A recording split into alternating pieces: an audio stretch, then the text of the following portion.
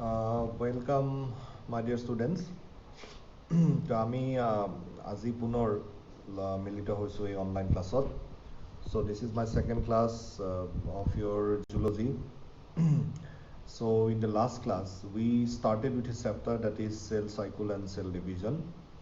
কোষ চক্ৰ আৰু কোষ বিভাজন বুলি এই চেপ্টাৰটো আমি ষ্টাৰ্ট কৰিছিলোঁ লাষ্ট ক্লাছত. And in the last class, we gave the definition of cell cycle. What is cell cycle? And what are the different phases of cell cycle? আমি last classত cell cycle কাক কয় আৰু cell cycleৰ যিবিলাক বেলেগ বেলেগ phase আছে এই দুটা কথা আমি পঢ়িছিলোঁ. তো গতিকে মই আকৌ I want to repeat the definition of cell cycle, that the cell cycle is a sequence of events by which a cell duplicates its genome, that is the DNA, and it synthesizes its own products, or it synthesizes its own constituents, and eventually the cell divides into two daughter cells. So it is a cyclic event. It is a cyclic process by which a cell passes through some stages, and in these stages some changes takes place inside the nucleus of the cell, and finally the cell will enter into a stage that is called as division stage. And after passing through the division stage to মাজেদি পাৰ হৈ যোৱাৰ পাছত the cell will become the cell will be converted, or the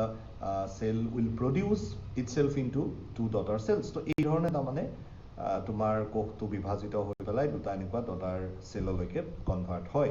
তো আমি এই কথাটো পাইছিলোঁ যে this whole cell cycle, for example in a human cell, this cell cycle, the time of this cell cycle is 24 hours, আৰু এই 24 ঘণ্টাত তোমাৰ তাৰে মোটামুটি nearly 22 to 23 hours, this time is required in this G1, S and G2 phase. That means interphase বুলি আমি যিখিনি অংশ কৈছিলোঁ লাষ্ট ক্লাছত. ইণ্টাৰফেজ মানে কি আছিলে যে দুটা কনজিকিউটিভ চেল ডিভিজনৰ মাজৰ যিখিনি টাইমক আমি ইণ্টাৰফেজ বুলি কওঁ. তো সেই ইণ্টাৰফেজ যিখিনি আছিল G1, S, G2, সেই ইণ্টাৰফেজত যিটো টাইম লাগে, the time that is required in this interphase is equal to your 22 to 23 hours. That means only 1 hour is required for this division phase. মানে division phase টোত মাত্ৰ 1 ঘণ্টাৰ সময় প্ৰয়োজন হয়. মাত্ৰ 1 ঘণ্টাৰ ভিতৰত তোমাৰ division phase ত কি হয়, কোষটো সোমায়, and finally the cell is divided into two daughter cells. তো এইখিনি কথাক আমি অলৰেডি এই যিটো ডায়াগ্ৰাম আছে এই ডায়াগ্ৰামটোত আমি বুজিব পাৰিছোঁ. তো ইণ্টাৰফেজ বুলি যেতিয়া আমি কৈছিলোঁ তেতিয়া আমি কি বুজিছিলোঁ যে ইণ্টাৰফেজ stage it has three stages. It has mainly three stages, G1, S and G2. তো এই G1, S, G2 এই তিনিটা ষ্টেজৰ মাজেদি পাৰ হৈ যায় যেতিয়া M ফেজ পায়. M ফেজত আমি জানো division of nucleus takes place. নিউক্লিয়াছটো কোষৰ যিটো কোষকেন্দ্ৰ বা যিটো নিউক্লিয়াছ, সেই নিউক্লিয়াছটো ডিভাইড হয়. And then comes your C phase, where the cytoplasm of the cell is divided. So by this process the cell is divided into two daughter cells, right? So in the last class we also have discussed about the various events that take place in G1, S and G2. তো গতিকে আমি এই কথাটো আমি বুজিব লাগিব যে what are these events? এই ইভেন্টছ বিলাক কি কি? What are these events? তো G1ত আমি লাষ্ট ক্লাছত কৈছিলোঁ যে cellular growth and differentiation, that means the cell grows in size, কোষৰ বৃদ্ধি আৰু বিকাশ, নহয় জানো? Then S phase আমি পাইছিলোঁ কি যে DNA is duplicated but chromosome is not duplicated. কোষৰ সেল এটাৰ নিউক্লিয়াছত থকা যিটো ক্ৰমোজোমত থকা যিখিনি DNA, সেই DNA ৰেপ্লিকেশ্যন সংঘটিত হ'ব. Replication means that this DNA will become doubled. এটা DNA গৈ পেলাই দুটা DNA হ'ব. Then duplication of centrioles, এই কথাটো আমি কৈছিলোঁ. Centriole is a pair of structure which is present just outside the nucleus, that is present in the cytoplasm. So this centriole টো কি হ'ব, ডুপ্লিকেট হ'ব, হিও ডাবল হ'ব. তো এই গোটেই ডাবলিং যিটো আছে, ডাবলিং হোৱা মানে সিনথেসিস হোৱা বুলি কোৱা হয়. তো this synthesis, the word synthesis, it gives the term that is S শব্দটো ক'ৰ পৰা আহিছে আচলতে? S শব্দটো আহিছে তোমাৰ from the word synthesis, right? তো গতিকে সিনথেসিস শব্দৰ পৰা S টো আহিছে, আৰু সেইকাৰণে ইয়াতে দুটা বস্তু সিনথেসিস হয়. এটা হৈছে তোমাৰ DNA, that means DNA is newly synthesized, আৰু আনটো হৈছে কি centriole. তো এই DNA আৰু centriole এই দুটা বস্তু আমাৰ কি হয় যে নতুনকে মানে ইট ইজ নিউলি সিনথেসাইজ, ঠিক আছে? তো গতিকে ইয়াতে DNA সিনথেসিস হ'ব নতুনকৈ আৰু সেন্ট্ৰিঅল নতুনকৈ সিনথেসিস হ'ব হৈ পেলাই এইটো হ'ব তোমাৰ S phase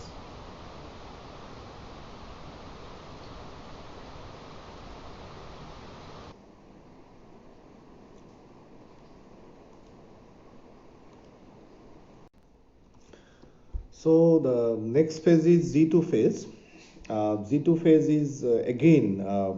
the same thing that takes place in Z1 also takes place in Z2. অৰ্থাৎ G1 ত যি ধৰণে আমাৰ গ্ৰোথ আৰু ডিফাৰেন্সিয়েশ্যন হয় G2 তো একে ধৰণে সেলুলাৰ গ্ৰোথ টেক্স প্লেস আৰু ইয়াতে এটা কথা লিখা হৈছে যে সিনথেসিস অফ প্ৰটিনছ তাৰমানে নতুন নতুন কিছুমান প্ৰটিন তোমাৰ সেলৰ ভিতৰত সিনথেসাইজ হয় বা সেলৰ ভিতৰত প্ৰডিউস হয় যেটো বস্তু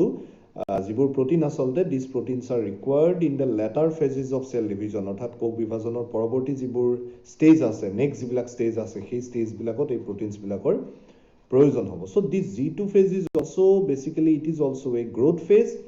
and you can also say that this growth phase also can be called as the post synthetic growth phase that means যেটো G1 আছিল G1 টোক আমি কৈছিলো কি pre synthetic that means it takes place before S phase and the Z2 is called as post synthetic that means it takes place after the S phase তো সেই কাৰণে আমি এই তিনিওটা ফেজে আসলতে G1 as Z2 এই তিনিওটা ফেজে আমাৰ অত্যন্ত ইম্পৰ্টেন্ট এই কথাটো আমি last class to কৈছো তো finally কি হ'ব the cell will reach this M phase where the division of nucleus takes place যত নেকি সেলটোৰ যেটো নিউক্লিয়াছ এই নিউক্লিয়াছটো বিভাজিত হ'ব and finally the cell will move to the final stage that is the division of cytoplasm stage where the cytoplasm will be divided কোষপৰকখিনি বিভাজিত হ'ব and finally the cell will be divided the cell will be converted into two daughter cells দুটা daughter cellত পৰিণত হ'ব তো এই ধৰণে কি হ'ব cell cycle টো চলি থাকিব so these are the phases of cell cycle which we discussed in the last class then again we have also seen another phase that is Z0 বুলি এটা important phase আছে আৰু Z0 phase টোক আমি quiescent phase stage বুলি কৈছো that means it is a resting phase আৰু এই phase টো হৈছে এটা resting phase and in resting phase the activity of cell it remains the same কোষৰ ভিতৰত যিমান বিলাক তাৰ ঘটনা ঘটি আছে যিমান বিলাক metabolic reaction all these metabolic reaction will occur in G0 stage but the difference is that in G0 stage there won't be any division G0 stage ত কোনো ধৰণৰ কোষ বিভাজনৰ লগত জড়িত that means nothing will happen which may be related with the division right divisionৰ লগত related একো কথাই তাৰ মানে G0 ত নঘটে and it is a completely resting phase আৰু এই Z0 ফেজটো আমি বেসিক্যালি কোড দেখা পাও যিবিলাক ধৰা কিছুমান সেল আছে যেটো আমি কাৰ্ডিয়েক মাসুল সেল হৃদযন্ত্ৰৰ পেশী গঠন কৰা যেটো কোষ আছে সেই কোষ বিলাকত জেনাৰেলি কি হয় যে Z0 স্টেজ পোৱা যায় বা আমি তোমাৰ এনেকুৱা কিছুমান সেল আছে ধৰা নাৰ্ভ সেল বিলাক নিউৰনৰ ডিভিজনটো আমাৰ এটা স্টেজত ষ্টপ হৈ যায় নিউৰনৰ ডিভিজনটো লাইফ লং কেতিয়াও নঘটে এমব্ৰায়নিক স্টেজতে নিউৰনৰ ডিভিজনটো তোমাৰ ষ্টপ হৈ যায় ভ্ৰূণ অৱস্থাতে তো সেই যিবিলাক নাৰ্ভ সেল সেই নাৰ্ভ সেলতো আমাৰ কি থাকিব যে এই Z0 ফেজটো থাকিব তো Z0 is a very important phase and আমি জানো যে আসলতে the cell which is in fact destined to move from G1 to S অৰ্থাৎ G1 ৰ পৰা S লৈকে যেটো সেল যাব লাগিছিল সেই সেলটো এতিয়া কি হয় যে তোমাৰ যেতিয়া Z0 থাকিব Z0 থকা অৱস্থাত সেই সেলটোৱে G1 ৰ পৰা S লৈকে নাযায় অৰ্থাৎ G1 ৰ পৰা উল্টাকে হি ব্যাক সাইডে হি গুছি যাব that means it will move backward to enter into a completely new stage which is resting stage or which is quiescent stage তো এই ধৰণৰ কথা আমি ক'ব লাগিব যে what is Z0 পৰীক্ষাত আমাক সুধিব পাৰে যে what is Z0 give an example of cells which have this G0 phase what is the significance of Z0 এই ধৰণৰ আমাৰ কোৱেশ্চন দিব পাৰে তো দিলে আমি এই কথাখিনি লিখিব লাগিব and আমি এই কথাখিনি অলৰেডি আমাৰ নোটছত দিয়া আছে তো এইখিনি আছিল আমাৰ মূল সেল সাইকেলৰ বিষয়ে কথা তো এতিয়া আমি এটা কথা আমি সবেই মানে নিশ্চয় বুজিছো যে আসলতে তোমাৰ সেল সাইকেলৰ এটা খুব ইম্পৰ্টেন্ট আমি ইয়াৰ পিছৰ পাৰ্টলৈকে আহিছো যে কাৰণ আমি এই যেটো সেল সাইকেল আমি ইতিমধ্যে আমি যেটো সেল সাইকেল যেটো আমি পঢ়িলো তো তাত আমি দেখিছো কি যে সেল সাইকেলত তো আমি এই গোটেই এতিয়া যদি if we are asked to give a summary, এই গোটেইবোৰ যদি এটা আমাক চামাৰী যদি ক'ব দিয়ে যে চেল চাইকেলটো আচলতে চেল চাইকেলৰ মূল ফেজবিলাক কি কি, তো তেতিয়া আমি ক'ম কি যে we have two basic phases of cell cycle, one is interphase and other one is division phase. And this interface বা আন্তঃস্তৰ, interface is again subdivided into these Z0, Z1, S and Z2, যিকেইটা ষ্টেজৰ কথা আমি already এতিয়া discuss কৰিলোঁ. And this division phase, that is অসমীয়াত বিভাজন স্তৰ, so this division stage is again divided into M phase or karyokinesis and C phase or cytokinesis. Karyokinesis মানে আচলতে কি হয় যে এইটো ফেজত তোমাৰ কোষৰ যিটো কোষকেন্দ্ৰ, that is the nucleus is divided in this phase, so this phase is also called as karyokinesis. And in C phase আচলতে it is also called as cytokinesis, অৰ্থাৎ কোষটোৰ তোমাৰ যিটো চাইটোপ্লাজম, সেই চাইটোপ্লাজমটো বিভাজিত হয়. তো এতিয়া আমি কি কৰিব লাগিব যে আমাক এক্সামত এইকেইটা ছেপাৰেটলি লিখিব দিব, Z0, Z1, S আৰু Z2, এইকেইটাত আচলতে কি হয় এই কথাটো আমাক ছেপাৰেটলি লিখিব দিব. আৰু লগতে আমাক লিখিব দিব যে what are the main stages of M phase, M ফেজৰ মুখ্য যিকেইটা ষ্টেজ, এই ষ্টেজকেইটা মেইন ষ্টেজকেইটা কি কি, তো সেই ষ্টেজকেইটা আমি ছেপাৰেটলি উইথ ডাইগ্ৰাম আমি ইয়াতে আমি ডিছকাছ কৰিব লাগিব. And this stages are prophase, then pro-metaphase, then metaphase, then anaphase and telophase. So we are going to discuss all these stages now. আমি এতিয়া এই ষ্টেজ কেইটা ডিছকাছ কৰিব ওলাইছোঁ. And this prophase is again divided into two sub stages. One is early prophase and another is late prophase. আচলতে আমি ক'ব গ'লে আচলতে প্ৰফেজটোৰো এনেকুৱা দুটা তোমাৰ ষ্টেজ আছে, এটা আৰ্লি আৰু এটা লেট প্ৰফেজ. তো আমি এই যিমানবোৰ ষ্টেজ পালোঁ, প্ৰফেজ, প্ৰ' মেটাফেজ, এনাফেজ, টিলোফেজ, তো এই গোটেই ষ্টেজবিলাক আচলতে সেই 24 ঘণ্টাৰ যিটো মই কৈ আছিলোঁ তোমালোকক যে 24 আৱাৰ্ছৰ যিটো চেল চাইকেল আছিল, সেই 24 আৱাৰ্ছৰ চেল চাইকেলৰ 23rd আৱাৰ, মানে আচলতে লাষ্টৰ যিটো ঘণ্টা, the last 1 hour or 2 hours, these 1 to 2 hours, সেই 1 পৰা 2 ঘণ্টাৰ ভিতৰত এই ষ্টেজকেইটা কমপ্লিট হয়, প্ৰফেজ, প্ৰ' মেটাফেজ, এনাফেজ এণ্ড টিলোফেজ. আৰু তাৰ বাকী আগৰ যিখিনি সময়, that means almost 22 to 23 hours. So this amount of time or this much of time is required to complete this Z1, S and Z2. তো গতিকে সেইকাৰণে আমি চেল চাইকেলৰ আচলতে দুটা আমাৰ মানে মেজৰ ষ্টেজেছ আছে. এটা হৈছে ইণ্টাৰফেজ, মই আকৌ কৈছোঁ যে it is just it is a preparatory phase for division, where division doesn't take place. Division নঘটে, যিটো আচলতে it is the stage just prior to division. কোষ বিভাজনৰ আগৰ যিখিনি সময়, এই সময়খিনিক আমি ইণ্টাৰফেজ বুলি কওঁ. আৰু তাৰ পিছৰ যিখিনি সময় য'ত আচলতে division হয় কোষটোৰ, অৰ্থাৎ বিভাজন হয়, that division stage which is again divided into M phase or karyokinesis, where the nucleus of the cell will divide, and then the C phase where the cytoplasm of the cell will divide. So these is the your main summary. This is the main summary of cell cycle. So now we are going to discuss about these M phase or the stages of this M phase. আমি এতিয়া এই M phase to M phase or যিকেইটা stage আছে, এই stage কেইটা আমি এতিয়া সেপাৰেটলি discuss কৰিব লাগিব. ওকে, তো গতিকে আমি প্ৰথম এতিয়া আমাৰ ইয়াতে যিটো আমি ডায়গ্ৰাম দেখিছোঁ, যে আচলতে ইণ্টাৰফেচ ষ্টেজ, মই ক'লোঁ এই যে ইণ্টাৰফেচ বুলি ক'লে আমি G1, S আৰু Z2 বুজোঁ. Now if we observe a cell that is in the interface stage, right, যেতিয়া নেকি আমি চেল এটা অবজাৰ্ভ কৰিম যিটো চেল আচলতে ইণ্টাৰফেচত আছে, তেতিয়া আমি কেনেকুৱা দেখিম, তাৰমানে আমি অৰ্থাৎ G1, S আৰু Z2 এইকেইটা ষ্টেজত যেতিয়া চেলটো থাকে, সেই অৱস্থাত আমি চেলটোক কেনেকুৱা দেখিম. চ' এইটো হৈছে এটা তাৰে diagram, and I request all of you to draw these diagrams. মই এই ডায়গ্ৰামবিলাক তোমালোকক মানে আঁকিব কৈছোঁ. এই ডায়গ্ৰামবিলাক অত্যন্ত ইম্পৰ্টেণ্ট, আৰু ইয়াতে যিবোৰ ডায়গ্ৰাম লোৱা হৈছে, এই ডায়গ্ৰামবিলাক স্পেচিয়েলাইজড যথেষ্ট উচ্চ পৰ্যায়ৰ হায়াৰ লেভেল চেল বায়'লজিৰ কিতাপৰ পৰা এই ডায়গ্ৰামবিলাক লোৱা হৈছে. তোমালোকৰ NCERT টেক্সটবুকত যি ডায়গ্ৰামছবিলাক আছে, সেই ডায়গ্ৰামছবিলাকো চালেও হ'ব, কিন্তু মই ভাবোঁ যে these diagrams are very lucid. That means very well designed, well drawn. So these diagrams are much more মানে কি ভাল পাবা, তাৰমানে চাই পেলাই বহুত ভাল পাবা. তো গতিকে তো here it is a cell which is in the interface stage. এই চেলটো ইণ্টাৰফেজত আছে. এতিয়া আমি দেখা পাইছোঁ যে চেলটোৰ ভিতৰত এইটো হৈছে এটা নিউক্লিয়াছ, ঠিক আছে.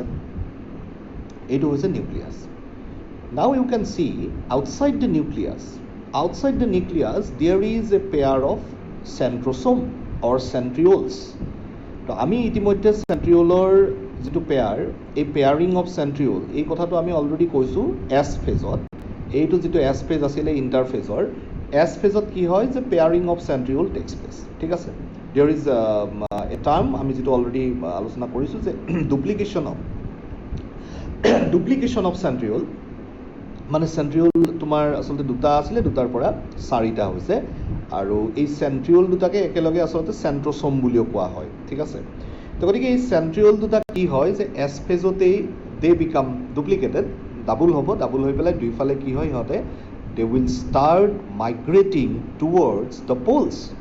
এই দুইফালে এই যে দুটাৰ পৰা যে চাৰিটা হল তো each of this pair will have a tendency to migrate towards one pole and the other one will have a tendency to migrate towards the another pole that means both of these pairs এই যে দুজোৰ যে দেখা পাইছো দুজোৰে এইফালে ক্ৰমাত গতি কৰিব আৰু অন্যটো জোৰে কি কৰিব এইফালে ক্ৰমাত গতি কৰিব ৰাইট আচ্ছা তো এতিয়া এই যেটো তোমাৰ সেন্ট্ৰিওল বা সেন্ট্ৰোসোম তাৰ পৰা কিছুমান এনেকুৱা থ্ৰেড লাইক ষ্ট্ৰাকচাৰ কিছুমান ওলাইছে আৰু এই ষ্ট্ৰাকচাৰ বিলাক আসলতে মাইক্ৰোটিউবুলছ এই মাইক্ৰোটিউবুলছ বিলাক actually they are formed by a protein that is called as tubulin নামৰ এটা প্ৰটিনৰ দ্বাৰা এই মাইক্ৰোটিউবুলছ বিলাক গঠিত হৈছে আৰু আমি এই মাইক্ৰোটিউবুলছৰ যেটো গঠন এই মাইক্ৰোটিউবুলছৰ গঠনটো তাৰমানে এইবিলাক আমি গোটেই কোষ বিভাজনটোত কি হয় যে entirely the whole cell the entire cell is your filled with these microtubules এই microtubule বিলাকৰ দ্বাৰা গোটেই সেলটোই তাৰমানে কি হয় arranged হৈ থাকে and these microtubules are also called as spindle fibers আমি এটা টার্ম আমি পাম ইয়াৰ পিছত তো এইবোৰ ঠিক তন্তুৰ নিচিনা আমি তন্তু বুলি ক'লে এই শব্দটো বুজি পাওঁ অসমীয়াত they are also called as fibers তো এই fibers বিলাক কি হয় they are formed by a protein মই যেটো এইমাত্ৰ ক'লো that protein is called as tubulin and these are microtubules right তো এই microtubules বিলাক basically ক'ৰ পৰা ওলাই যে they emerge out from these your pair of centrioleৰ যিবিলাক জোৰ আছে সেই centrioleৰ জোৰ বিলাক বা centrioleৰ পেয়াৰ বিলাকৰ পৰা তোমাৰ এই মাইক্ৰোটিউবুল বিলাক ওলাই আচ্ছা তো এই যেটো ঘটনা এইখিনি ঘটনা ক'ত ঘটিব সেলটোৰ ভিতৰত it will take place in the your interphases মানে ইন্টাৰফেসতেই গোটেই ঘটনাখিনি প্ৰথম আমি ঘটা দেখিবলৈ পাম okay now you will see এইবাৰ আমি if we observe the inner part of this nucleus আমি যদি নিউক্লিয়াছটোৰ ভিতৰত যদি লক্ষ্য কৰোঁ তেতিয়া দেখিম কি যে এনেকুৱা কিছুমান তোমাৰ মানে some thread like structures are present right ইয়াতে কিছুমান এনেকুৱা থ্ৰেড মানে কিছুমান সুতাৰ নিচিনা ৰছীৰ নিচিনা কিছুমান এনেকুৱা অকোৱা they are twisted much more your coiled structure and their appearance is thinner quite thin and they are less condensed মানে এটা জায়গাত ঘনীভূত হৈ থকা they are less condensed that means they are you're completely scattered inside the nucleus তো এই ধৰণৰ আমি এটা structure পাম and this structure is called as the chromatin this structure is chromatin or decondensed chromosome now this word is very important chromatin আমি এই structure খিনি chromatin material বুলি কওঁ আমি লিখোতে ইন্টাৰফেস ষ্টেজত তোমালোকৰ যিখিনি নোটস দিয়া আছে তাত আমি এই কথাটো কৈছো যে chromatin material মানে আসলতে কোনখিনি chromatin is a chromatin is a thread-like structure which is basically present in the nucleus of the cell when the cell is in interphase stage. যেতিয়া নেকি interphase stage cellটো থাকে তেতিয়া নিউক্লিয়াছটোৰ ভিতৰত এই ধৰণৰ আমাৰ chromatin material বিলাক পোৱা যায় আৰু এই chromatin material বিলাক আসলতে they are decondensed means they are scattered they are not condensed right তো গতিকে এই ধৰণৰ এটা ষ্ট্ৰাকচাৰ আমি পাইছো and you can say that they are quite thinner they are much more longer তোমাৰ যথেষ্ট ক্ষীণ আৰু যথেষ্ট দীঘল তো আমি আসলতে এই ষ্ট্ৰাকচাৰখিনি we cannot identify properly which one is chromosome number 1 which one is chromosome number 2 which one is chromosome number 3 তো এই ধৰণে আমি তোমাৰ আইডেন্টিফাই কৰিব পৰা অৱস্থাত নাই কিয় নাই কাৰণ because all these chromosomes are already packed all these chromosomes are wrapped around each other ইটোৰ লগত আনটো মানে কি হৈ আছে wrapped around মেৰিওৱা আছে তেনেকুৱা অৱস্থাটোত কি হৈ আছে basically it is much more like a network ঠিক আছে এইটো এটা তোমাৰ এটা নেটৱৰ্কৰ নিচিনা হৈছে আৰু সেই নেটৱৰ্কটোকে আমি আচলতে ক্ৰমেটিন ৰেটিকুলাম বুলিও এটা শব্দৰ দ্বাৰা আমি বুজাওঁ এইবিলাক বেলেগ বেলেগ টাৰ্মছ আমি ইউজ কৰিব পাৰোঁ it is also' called as chromatin reticulum মানে it's like a your network মানে বহু ফাইবাৰৰ যেনেকুৱা নেটৱৰ্ক ঠিক তেনেকুৱা ধৰণৰ এটা ষ্ট্ৰাকচাৰ ফৰ্ম হৈছে আচ্ছা তাৰ ভিতৰত এইখিনিত এটা ষ্ট্ৰাকচাৰ আমি দেখা পাইছোঁ নিউক্লিওলাছ এই ষ্ট্ৰাকচাৰটোক নিউক্লিওলাছ বুলি কোৱা হয় and there is a membrane you can observe this membrane this is also called as nuclear envelope তো এই মেমব্ৰেনটোক আমি nuclear envelope বুলি কওঁ that means it is a surrounding membrane এখন আৱৰণ and this surrounding membrane it encircles this your chromatin material that is present in the nucleusৰ ভিতৰত থকা যিখিনি chromatin material সেই materialটোক সাৰাউণ্ড কৰি পেলাই তাৰ চাৰিওফালে তাক এনেকৈ সাৰাউণ্ড কৰি পেলাই যিটো আমি এটা envelope like এটা structure দেখা পাইছোঁ this structure is called as nuclear envelope ঠিক আছে তো এইখিনি হৈছে আমাৰ এটা interface stage nucleus now in the next you can see in the next in this picture you see now this is the first stage of cell division মই ইমাত্ৰ তোমালোকক আমি এই আগৰ যেটো ডায়াগ্ৰাম আছিল তাত আমি দেখিছিলোঁ যে যেটো তোমাৰ কেৰিওকাইনেসিছৰ যেটো প্ৰথম ষ্টেজ আছিল এই প্ৰথম ষ্টেজটো হৈছে কি প্ৰফেজ ৰাইট আচ্ছা এতিয়া প্ৰফেজত যেতিয়া সেলটো যাব প্ৰফেজৰ আচলতে দুটা ষ্টেজ আছে এটা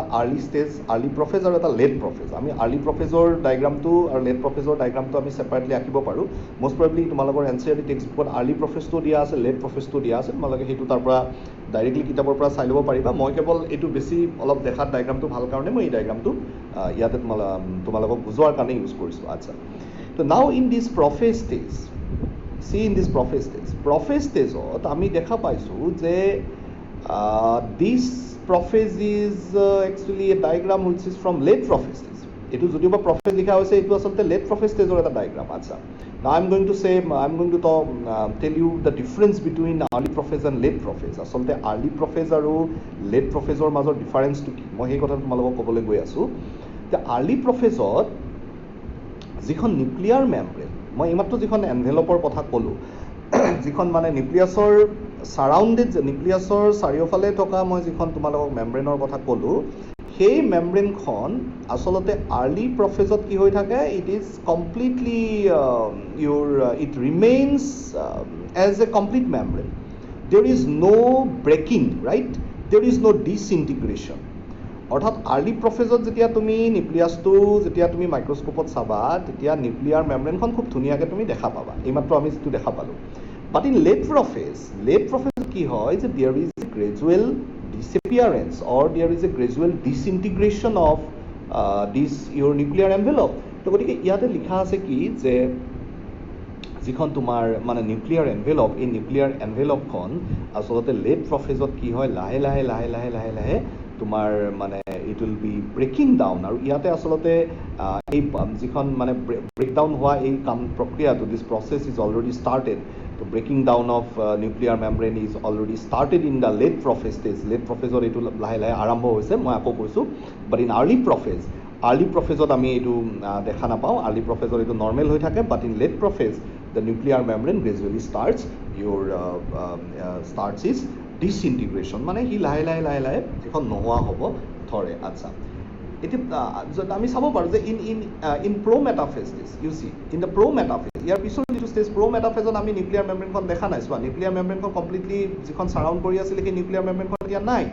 তাৰ ঠাইত আছে কি কিছুমান এনেকুৱা টুকুৰা আছে ফ্ৰেগমেণ্টছ অফ নিউক্লিয়াৰ এনভেলপ তাৰমানে আমি দেখা পালোঁ যে যিখন নিউক্লিয়াৰ এনভেলপ বা নিউক্লিয়াৰ যিখন মেমব্ৰেন আছিলে আৰ্লি প্ৰফেজত যিটো সম্পূৰ্ণৰূপে একদম ইনটেক্ট হৈ আছিলে now this nuclear membrane in the late prophase is completely disintegrated and in the prometaphase stage in the next phase we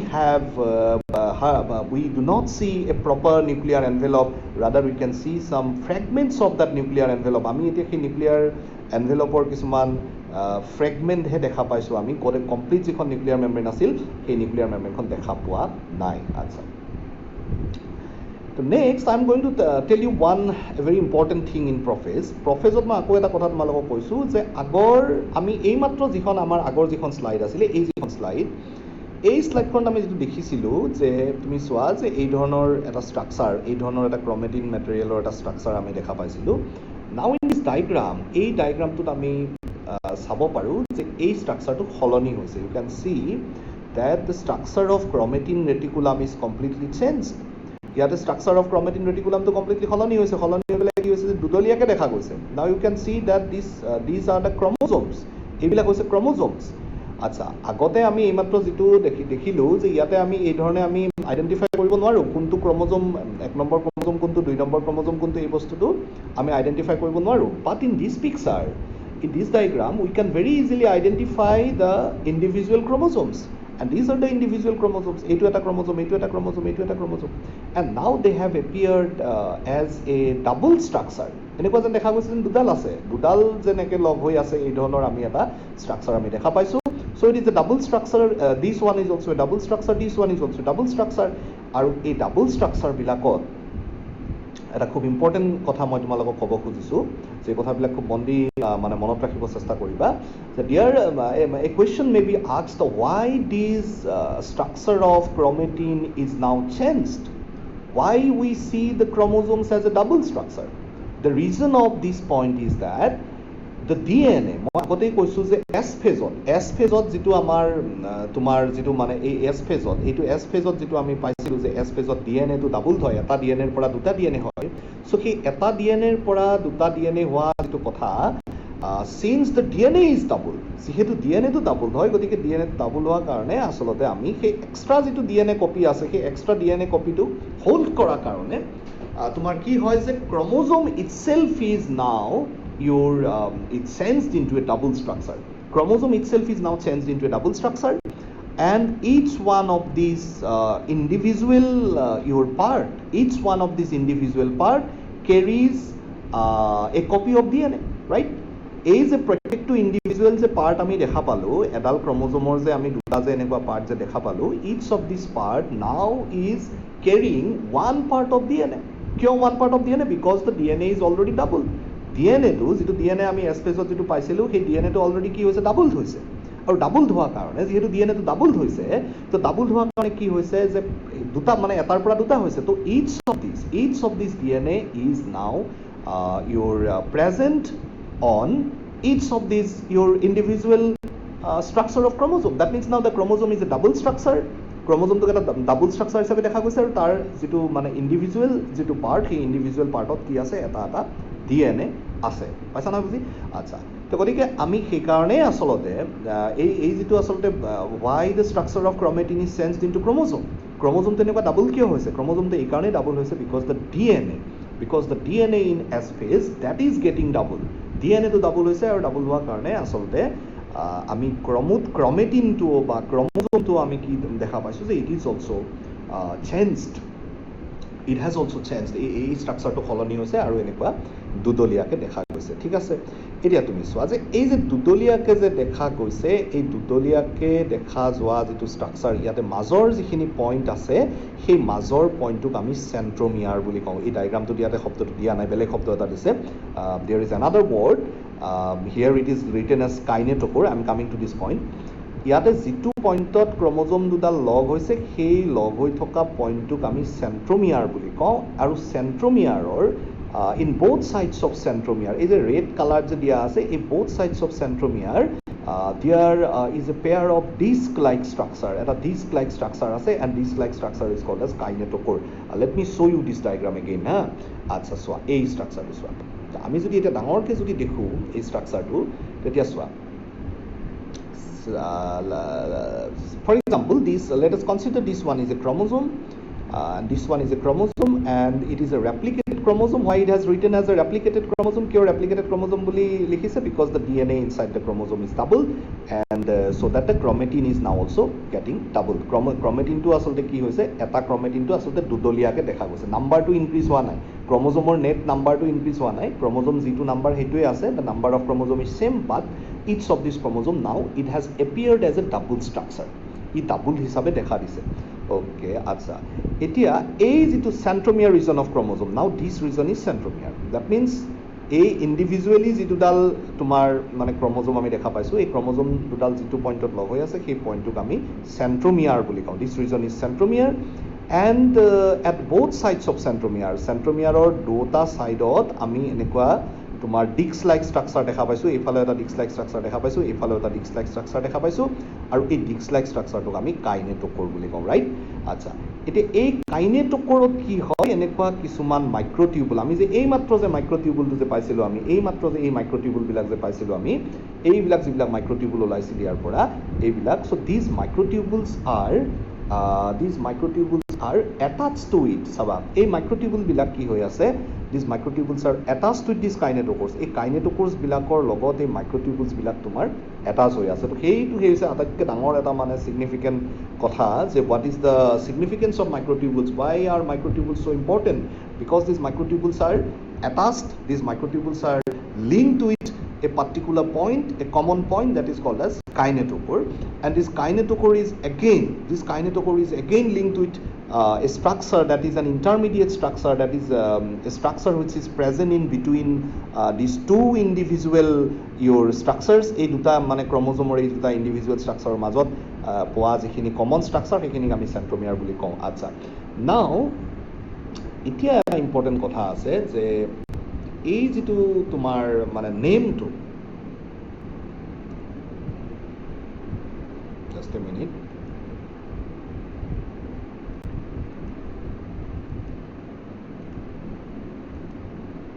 আচ্ছা, এতিয়া এই যিটো তোমাৰ মানে নামটো, আমি এই গোটেই ষ্ট্ৰাকচাৰটোক এটা ক্ৰমোজোম বুলি কওঁ,